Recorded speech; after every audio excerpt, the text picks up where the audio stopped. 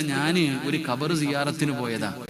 ഖബർ സിയാറത്തിന് പോകുമ്പോ ഒരു പെണ്ണിങ്ങനെ ബാഗും പിടിച്ചിട്ട് ഗേറ്റിന്റെ അവിടെ നിൽക്കുന്നുണ്ട്. എന്നോട് പറഞ്ഞു, ഉസ്താദെ എൻ്റെ മോൻ സിയാറത്തിന് പോയിട്ടുണ്ട്, ബസ് വരാൻ സമയമായി ഉസ്താദ്, അവനെ പറഞ്ഞു വിടാൻ. ഞാൻ പള്ളിക്കാട്ടിൽ ചെന്നിട്ട് ഇങ്ങനെ നോക്കുമ്പോ ആരെയും കാണുന്നില്ലടോ. ഞാൻ തിരിച്ചിറങ്ങി വന്നിട്ട് പറഞ്ഞു, താത്ത അവിടെ ആരുമില്ല. ഇല്ല ഉസ്താദെ, എൻ്റെ മോനുണ്ട്, അവനിന്ന് ലീവ് കഴിഞ്ഞിട്ട് തിരിച്ചു പോവാ, വാപ്പാനോട് യാത്ര പറയാൻ പോയതാ ഉസ്താദെ. എൻ്റെ പ്രിയപ്പെട്ട സഹോദരങ്ങളെ, ഞാൻ ചെന്നു നോക്കുമ്പോൾ ഒരു 11 വയസ്സുള്ള ഒരു മകൻ, അവനിങ്ങനെ വാപ്പാടെ ഖബറിന്റെ അടുത്ത് ഇങ്ങനെ നിൽക്കുകയല്ല, അതാ കാണാഞ്ഞേ. ചെന്ന് നോക്കുമ്പോൾ അവന്റെ വാപ്പ മരണപ്പെട്ടു പോയി. ആ 11 വയസ്സുകാരൻ 17 ജുസു കാണാതെ പഠിച്ചിട്ടുണ്ട്. വാപ്പാടെ ഖബറിന്റെ ചാരത്ത് നിന്ന് ദുആ ചെയ്യുന്നു. ഞാൻ പറഞ്ഞു, മോനെ നിന്റെ ഉമ്മ തിരക്കുന്ന എളുപ്പിറങ്ങിപ്പോടാ. ആ പൊന്നുമകൻ എന്നെ കണ്ടപ്പോൾ പറഞ്ഞു, ഉസ്താദ് എൻ്റെ വാപ്പായ്ക്ക് വേണ്ടി ഒന്ന് ദുആ ചെയ്യൂ. അവന്റെ ആഗ്രഹമല്ലേ ഞാനൊരു ഫാത്തിഹ ഓതി. ദുആ ചെയ്യാൻ സമയമായപ്പോൾ ഞാൻ ആ പൊന്നുമോനോട് പറഞ്ഞു, മോനെ നീ ദുആ ചെയ്യടാ നിന്റെ വാപ്പയ്ക്ക് വേണ്ടി. ഇല്ല ഉസ്താദ്, നിങ്ങൾ ദുആ ചെയ്യും.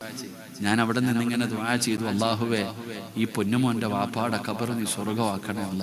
ഞാൻ അങ്ങോട്ട് ദുആ ചെയ്യാൻ തുടങ്ങിയപ്പോൾ അവൻ കരയാൻ തുടങ്ങി. സത്യം പറഞ്ഞ അവൻ കരഞ്ഞ് എനിക്ക് പേടിയായിടും, ഈ ശ്വാസം നിലച്ചു പോകുമോ, വല്ലാത്ത കരച്ചില്, കുഞ്ഞുങ്ങളുടെ കരച്ചിലല്ലേ. ആ 11 വയസ്സുകാരന് 11-12 വയസ്സുണ്ട്, അവന്റെ കരച്ചിൽ കണ്ടപ്പോൾ എനിക്ക് സങ്കടം വന്നു. ഞാൻ പേടിച്ചു ദുആ നിർത്തി. എന്തെല്ലാം പറഞ്ഞിട്ട് ഈ മോൻ കരച്ചിൽ നിർത്താൻ ഞാൻ പറഞ്ഞു, എടാ നിന്റെ വാപ്പ ഖബറിൽ കിടന്നത് കാണാടാ, കരയില്ലടാ മോനെ. അപ്പൊ അവൻ എന്നോട് ചോദിച്ചു, ഉസ്താദ് എൻ്റെ വാപ്പച്ചി കാണും മോനെ, എങ്കിൽ ഞാൻ കരയില്ല ഉസ്താദ്.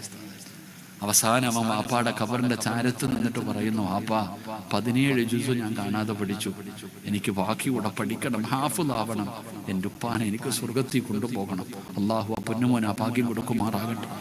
ഇത് കണ്ടപ്പോൾ കൊതിച്ചുപോയുടെ എൻ്റെ ഏറ്റവും വലിയ ആഗ്രഹം എൻ്റെ മോനെ ഹാഫിളാക്കണമെന്നാണ്. എൻ്റെ മോനെ ഞാൻ ഹാഫിളാക്കണമെന്ന് എൻ്റെ ആഗ്രഹം. എൻ്റെ പ്രിയപ്പെട്ട സുഹൃത്ത് ഇവിടെ എനിക്ക് മുമ്പ് പ്രസംഗിച്ച ഉസ്താദ്, അദ്ദേഹത്തിന്റെ പ്രിയപ്പെട്ട മകള് അള്ളാഹു കൊടുത്ത് ഒരു ദിവസം പോലും പൊന്നുമോളെ മാറി നിൽക്കാത്ത മനുഷ്യനാണ്. ആ പൊന്നുമോള് 10-21 യുസുവായി അള്ളാഹു ഹാഫിളാക്കി കൊടുക്കുമാറാകട്ടെ. എന്തുകൊണ്ടെന്നറിയോ, അവൻ നങ്ങാണ് റബ്ബിന്റെ മുമ്പിലൊന്ന് കൈ നീട്ടിയിട്ട് ഒരു കാര്യം ചോദിച്ചാൽ അള്ളാഹു കൊടുക്കാതെ മടക്കൂല്ലോ.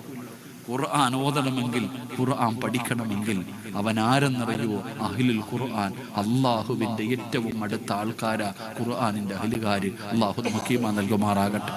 അതുകൊണ്ട് ഇരിക്കുന്ന എല്ലാവരോടും ഞാൻ പറയുന്നു, സംഘടനകളൊക്കെ മറന്നിട്ട് അൽഹംദുലില്ലാ നിങ്ങളുടെ പള്ളിയിൽ അൽഹംദുലില്ലാ ഒരു ഹിഫ്ള് സ്ഥാപനം തുടങ്ങണം. ഒരു 10 മക്കളെ നിർത്തിയിട്ട് പഠിപ്പിക്കണം. അപ്പൊ ഹാഫിളീങ്ങളുമായി ആലിമീങ്ങളുമായി എന്തൊരു സന്തോഷമെന്നറിയൂ.